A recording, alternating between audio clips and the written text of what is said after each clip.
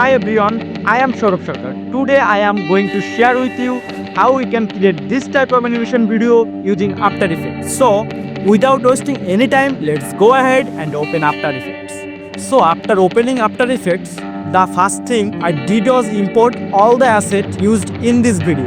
After that, I create a new composition. I name it 3D camera animation. Set the ratio 16:9 and frame rate select 30 fps. After that, click OK.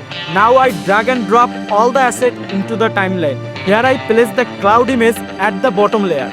Now I select all the layer and click on the 3D icon. After that, I go to layer option, go new option and turn on the camera option. Here we can change the camera setting. We will find two type of camera.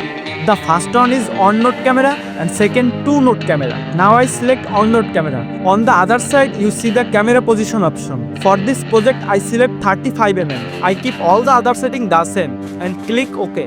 Now I select bottom two layer and turn off the eye icon for the other layer. I want to move those two layer backwards in 3D space. To do that, first I need to change the view option from on view to two view.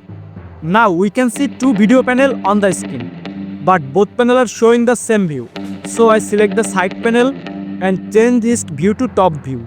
That's why we can see the skin from the top. That means when I move or rotate the layer, I can clearly see what's happening. This here we can also see the camera, and this part is our background. The move the layers, we get three options: X option, Y option and Z option. Using the Z option, we can move the layer background. As you can see, I move the background too far back. That's why it came inside the video frame. To solve this problem, I increase the scale of the background. Now I'll move it even further back. In the same way, I use the Z option for each layer and place them that way I want. And of course, I can always change their position later, one by one if needed. This is how I position all their layers. I am doing this part quickly, otherwise the video will be too long. After everything, it's placed properly. If we move the camera forward using the Z option, we can see an animation like this. Now I want to make the video look even better. So I adjust the camera position and using keyframe to animate the elements. After keyframing everything properly, finally the video is completed.